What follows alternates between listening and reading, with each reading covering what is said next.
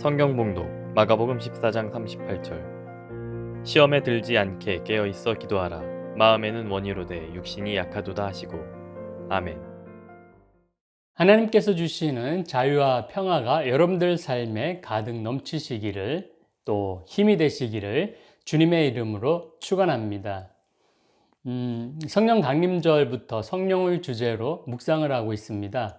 성령은 하나님의 거룩한 영입니다. 그래서 성령은 하나님에게서 기인한다라고 할 수가 있습니다. 또 예수님도 하나님의 아들 성자이시기에 하나님에게서 기인한다라고 말할 수 있습니다. 그렇다면 하나님은 누구이시고 하나님은 어디에서 기인합니까? 라고 질문할 수가 있겠습니다. 하나님이라는 이름은 말 그대로 홀로 존재하시는 유일신의 뜻을 나타내는 호칭입니다. 성경에 나오는 여호와 또는 야훼, 이것도 사람이 하나님을 부르기 위한 호칭이지 정확한 하나님의 이름을 아는 사람은 없습니다. 하나님이 친히 알려주신 것은 출애굽기 3장에서 모세에게 나는 스스로 있는 자이다 라고 가르쳐 주셨는데, 이것은 이름이라기보다는 하나님을 설명하는 것에 더 가깝다라고 생각을 합니다. 즉, 나는 나다라고 하는 그것으로밖에 하나님을 설명할 수 없는 위트 있는 대답입니다. 사람이 유일신이시며 창조주이시고 전지전능 무소부재하신 분의 이름을 어찌 함부로 부를 수가 있겠습니까? 옛날에 백성들이 세종대왕을 부를 때의 본명인 이도대왕 이렇게 부르지 않고 그냥 왕, 대왕이다, 세종대왕님 이렇게 호칭하는 것과 같습니다.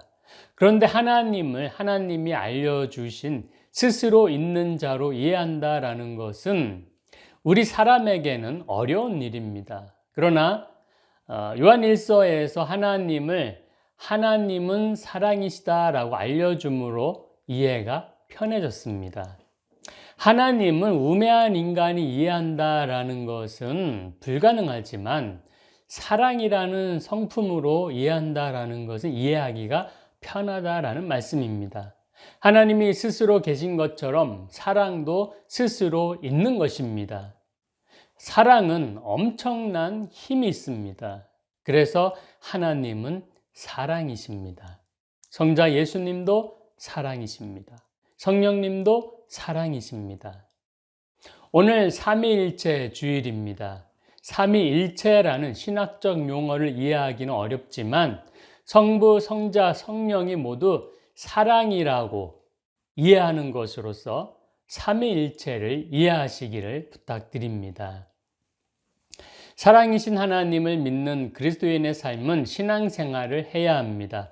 신앙생활이라고 하는 것은 믿음의 대상을 굳게 믿고 가르침을 지키며 이를 따르는 생활입니다. 즉, 하나님 말씀대로 사는 생활입니다. 이 말은 나의 뜻보다 하나님의 뜻이 위에 있다는 말씀인 것입니다. 결국 그리스도인이 신앙생활을 한다라는 것은 내 인생 전부를 내 뜻대로 살아가는 것이 아니라 하나님의 뜻대로 살아가는 것입니다. 내 모든 행동에 있어서 내 뜻과 내 생각보다도 하나님의 뜻과 생각이 우선한다는 말씀인 것입니다. 밥 먹고 일하고 자고 하는 모든 일상을 하나님의 뜻에 우선해서 생활하는 것이 바로 신앙생활입니다. 내 뜻이 아니라 하나님의 뜻에 맞춰서 먹고 마시고 잠을 자든지 쉬든지 하는 것이죠. 이 정도는 돼야 어디 가서 나 신앙생활 한다라고 말할 수 있는 것입니다. 그래서 그리스도인은 매사에 기도를 하는 것입니다. 밥 먹을 때도 기도하고 일할 때도 잠잘 때도 하나님의 뜻을 구하면서 기도하는 것입니다. 그러면 우리 곁에서 일하시는 영, 거룩한 영, 성령께서 우리를 선하고 바른 길로 인도해 주십니다. 그 길에 순종하여 따르는 삶이 성령이 인도하시는 삶인 것입니다. 그러므로 우리는 신앙생활, 성령이 인도하시는 삶을 살아가야 하는 것이 정상적인 그리스도인의 삶입니다. 성령께서 인도하시는 생활이 되시기를 주님의 이름으로 축복드립니다. 그러나 우리는 그렇게 살고 있습니까? 우리의 현실은 마치 반반 치킨처럼 반신앙생활, 반성령이 인도하시는 삶을 살고 있습니다. 반만이라도 그렇게 살면 다행입니다. 대다수 많은 그리스도인들이 성령의 인도를 받기보다는 자기 자신 뜻대로 살아가면서 그저 성령께서 자신의 뜻을, 내 뜻을 도와달라고 도와주시기를 바라고 있는 것이 현 주소입니다. 이 사실을 아는 우리는 왜 아직도 내 뜻을 하나님 뜻보다 우위에 두려고 할까요? 마가복음 14장에 보면은 예수님이 십자가에 달리시기 전 겟세마네 동산에 올라 기도하시러 가는 장면이 나옵니다. 동산 입구에서 같이 동행한 베드로와 야고보와 요한에게 자지 말고 깨어 있으라 라고 말씀을 하신 뒤에 한참 기도하시고 돌아오니까 어떻습니까? 제자들이 자고 있었습니다. 기도하지 않았습니다. 예수님은 그 모습을 보시고 속이 상했습니다. 큰일을 앞두고서 함께 중보기도해 주기를 바라셨는데 1시간도 기도하지 못하고 피곤하다고 잠자는 제자들에게 실망하셨습니다. 그래서 오늘 본문 마가복음 14장 38절에서 이렇게 말씀하시죠. 시험에 들지 않게 깨어 있어 기도하라. 마음에는 원이로되 육신이 약하도다. 아멘. 시험이라는 단어가 새 번역본 성경에서는 유혹으로 되어 있습니다. 유혹에 들지 않게 깨어 기도해라. 시험과 유혹은 사람이 하는 것이 아닙니다. 마귀의 행위입니다. 마귀가 사람을 유혹하고 시험에 빠지게 해서 지옥 백성을 한 명이라도 더 많이 만드는 그것이 마귀의 일입니다. 그래서 하나님 나라를 방해하고 하나님 마음을 아프게 하는 것이 마귀가 가장 원하는 목적입니다. 그런데 우리는 왜 그렇게 유혹에 넘어가는 것입니까? 마음은 유혹에 넘어가지 않기를 원하지만 육신이 약해서다라는 것입니다. 오늘 말씀을 통해서 볼 때 육신은 어떻습니까? 육신은 언젠가 죽고 땅에 썩어 없어지는 것이기 때문에 영원할 수가 없습니다. 영원하지 않고 시간적인 한계가 있는 것입니다. 이 한계가 있는 것은 약할 수밖에 없습니다. 우리 피부라는 것은 수시로 죽고 재생이 됩니다. 그래서 목욕탕에 가서 때를 밀면 때가 많이 나오죠. 이 때는 피부가 죽은 것입니다. 피부는 지속적인 한계가 짧습니다. 그래서 피부보다 지속성이 긴 철이나 나무로 우리 피부를 때리면 상처가 나는 것입니다. 이처럼 한계가 있는 우리 육신은 약합니다. 그래서 이 육신을 입은 우리는 약해서 유혹에 쉽게 넘어가고 마는 것입니다. 가장 쉬운 예로 체중 관리해야겠다라고 살 빼야겠다라고 마음 먹자마자 맛있는 음식 앞에서 바로 결심이 쉽게 무너지는 것과 같습니다. 내일부터 하면 되지. 이렇게. 이럴 때 우리가 뭐라고 합니까? 내 마음대로 잘 안 된다. 내 뜻대로 잘 안 된다라고 말을 합니다. 약한 육신은 유혹에 약합니다. 얼마 전에 미국에서 학교 학생들을 향해서 무차별 총을 쏴서 학생들과 선생님이 죽는 가슴 아픈 사건이 있었습니다. 이러한 사건은 미국뿐만이 아닙니다. 우리나라에서도 인간으로서 하면 안 되는 반인륜적인 범죄들이 계속해서 발생하고 있습니다. 어린아이가 당하는 끔찍한 범죄, 가족 간에 발생하는 이 중범죄 등은 상상을 초월합니다.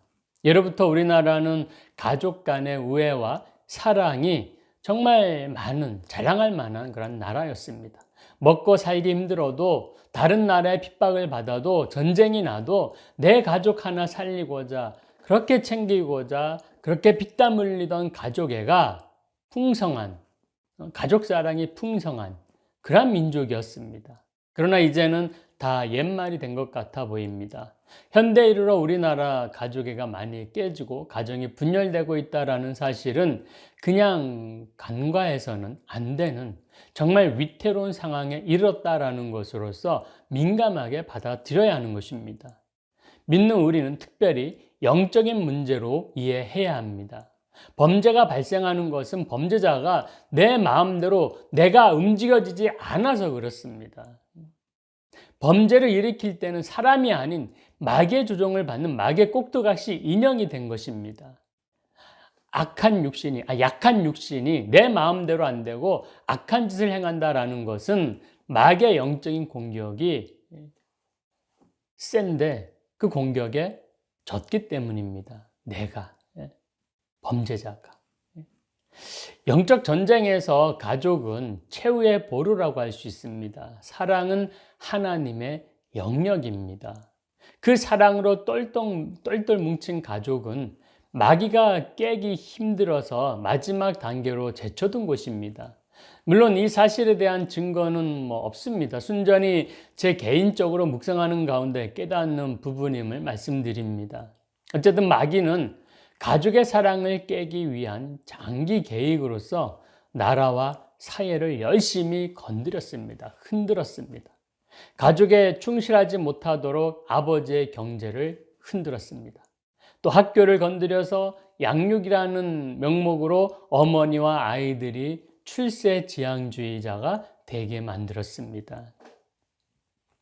영적 성숙한 사람을 만들기보다는 경쟁에서 이기는 사람을 만드는 것에 더 치중해서 자녀들을 이기적으로 향락주의로 배금주의로 병들어 가게 만들었습니다. 나만 잘 되면 돼. 나만 손해보지 않으면 돼. 나만 자유로우면 돼 라는 생각은 자아사랑이라는 명목으로 사랑을 변질되게 만들었습니다. 가정 안에서도 가족이 먼저가 아니라 내가 먼저가 되기 시작을 했습니다. 그래서 결국 가족 사랑에 금이 가기 시작을 했고 영적으로 정신적으로 병이 들어서 내 마음은 원이로 돼 육신이 약하여 가정에서도 범죄가 발생하게 되었습니다. 마귀가 가정에서도 하나씩 승리하기 시작한 것입니다. 이처럼 사람은 육신이 약하여 시험과 유혹에 빠지게 되고 진정한 내 마음대로 살 수가 없게 되었습니다. 그래서 사람들은 내 마음은 분명 내 마음인데 내 마음을 나도 어쩔 수 없어 라고 합니다. 내 마음을 내 마음대로 못한다라는 것은 마귀와의 영적 전쟁에서 패한 것입니다. 진 것입니다. 그래서 하나님의 뜻을 거슬러 내 뜻을 하나님의 뜻보다 이외에 두게 되는 것입니다. 그리고는 반반 신앙생활을 하는 것입니다. 그렇다면 우리는 어떻게 해야 합니까? 영적 전쟁에서 패한 채로 살아야 합니까? 아닙니다. 전세를 역전시켜야 합니다. 다시 승리해야 됩니다. 마귀와 싸워서 영적인 승리를 해야 됩니다. 어떻게 승리합니까? 성경 말씀은 우리 예수님께서는 시험에 들지 않게 깨어 있어 기도하라 라고 말씀하셨습니다. 깨어 있는 것과 기도하는 것은 동시적인 것입니다. 깬 다음에 기도하라 라는 뜻이 아닙니다. 이건 동시적인 것입니다. 우리는 기도할 때 눈을 감습니다. 그런데 깨어 기도하라 라는 것은 눈을 뜨고 기도하라는 말이 아닙니다. 영적으로 깨어 있으라는 것입니다. 베드로전서 5장 8절입니다. 근신하라 깨어라 너희 대적마귀가 우는 사자와 같이 두루다니며 삼킬 자를 찾나니. 아멘. 이 말씀은 마귀한테 삼킴을 당하지 않도록 깨어 있으라는 것입니다. 마귀의 침공에 미리 대비하는 것이 깨어 있는 모습입니다. 마치 파수꾼이 깨어서 적에게 쉽게 공격당하지 않도록 예비하는 것과 같습니다. 그렇다면 기도한다라는 것은 어떤 상태입니까? 영적으로 잠자는 것이 아니라 깨어 있는 상태입니다. 깨어 있기에 기도가 가능한 것입니다. 잠을 자면 기도하는 것이 아니죠. 기도한다라는 것은 깨어 있다라는 뜻이 되는 것입니다.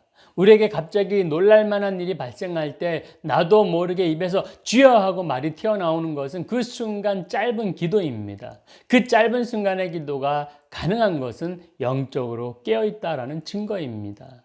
항상 깨어 있기를 축복합니다. 많은 그리스도인들이 생활하면서 좋은 일에도 기도하고 안 좋은 일에도 기도하는 것은 영적으로 깨어 있기 때문입니다. 이처럼 깨어 기도하는 것은 육신을 가진 내가 강해서가 아니라 나를 인도하시는 성령님이 우리와 함께 계시기 때문입니다. 성령님은 보호자, 변호사, 능력자, 돕는 자라고 했습니다. 나는 약하지만 성령님은 강하십니다. 아멘. 성령은 나를 낮추고 하나님의 뜻을 우선시하여서 기도하게 만들어줍니다. 그러므로 성령의 인도하심을 받으면 승리할 줄 믿으시기 바랍니다. 예수님의 공생의 33년의 삶도 성령의 인도함을 받는 삶이었습니다. 예수님이 이 땅에 사시는 동안 성령에 붙잡힌 성령의 사람으로 사셨던 것입니다. 누가복음 4장 14절에서 이렇게 말씀합니다. 예수께서 성령의 능력으로 갈릴리에 돌아가시니 그 소문이 사방에 퍼졌고 친히 그 여러 해당에서 가르치심에 뭇사람에게 칭송을 받으시더라. 예수님이 성령과 함께 했다라는 것은 성경 구절 여러 곳에서 나옵니다. 믿는 우리의 신앙생활이 성령의 인도하심을 받는 삶이다라고 했습니다. 우리가 매일매일 성령님의 인도하심을 받아서 산다면 믿음의 삶을 쉽고 편하게 살 수가 있을 것입니다. 그러나 실상은 그렇지 않습니다. 왜 예수님 믿는 생활이 어렵게 느껴질까요? 성령의 인도를 받지 못하기 때문입니다. 성령의 인도하심을 방해하는 일이 발생하는 것은 내 뜻을 하나님의 뜻보다 우위에 두려고 하는 교만과 욕심이 생겨서입니다. 그런 교만과 욕심은 육신을 입은 우리가 약하기 때문에 생겨납니다. 최종적으로 약한 우리를 마귀가 영적으로 괴롭힙니다. 그렇다면 어떻게 해야 한다고 했습니까?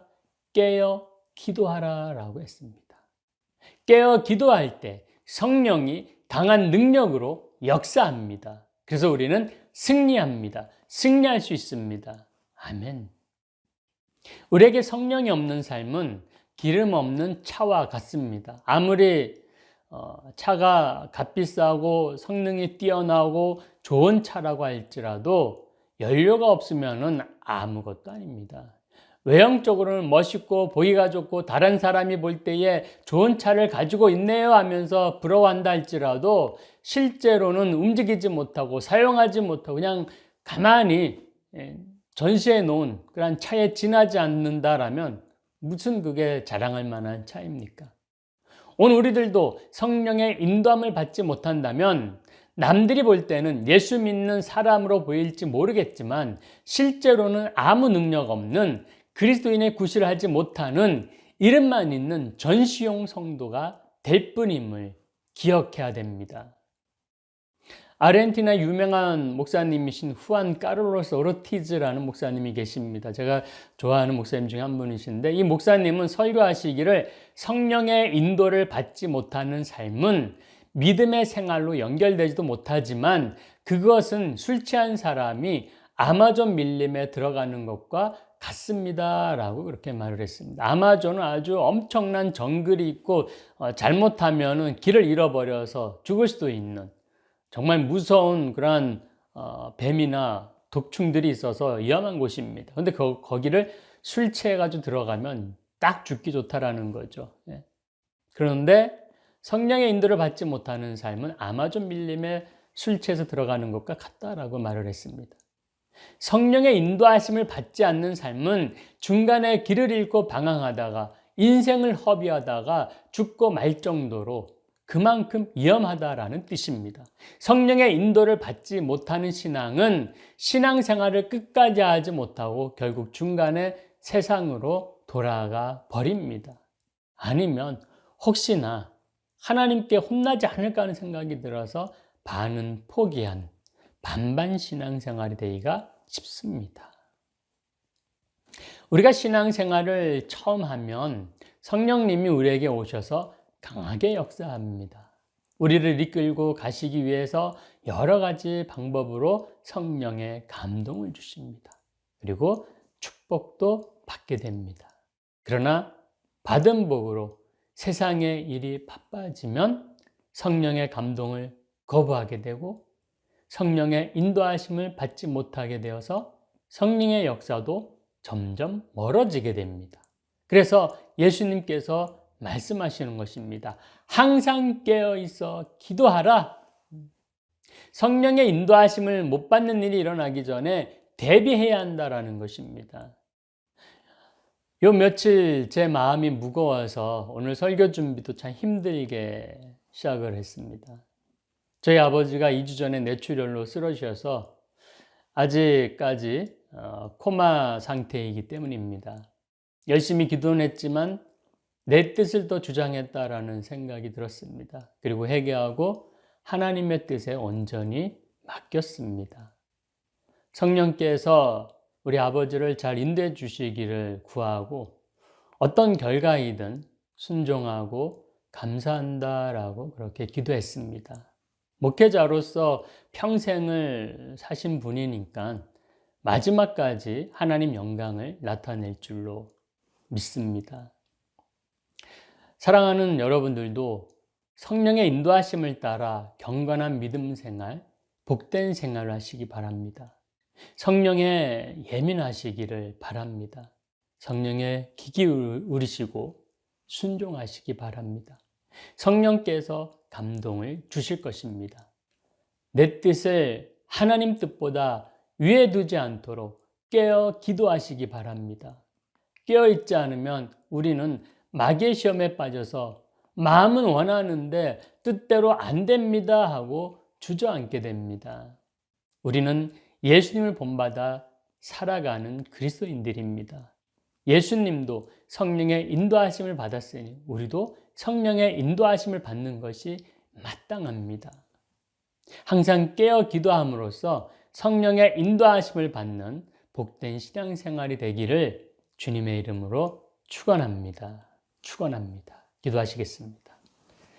사랑과 은혜가 충만하신 하나님, 저희들은 열심히 믿음 생활한다고 하지만 그렇지 못할 때가 너무 많습니다.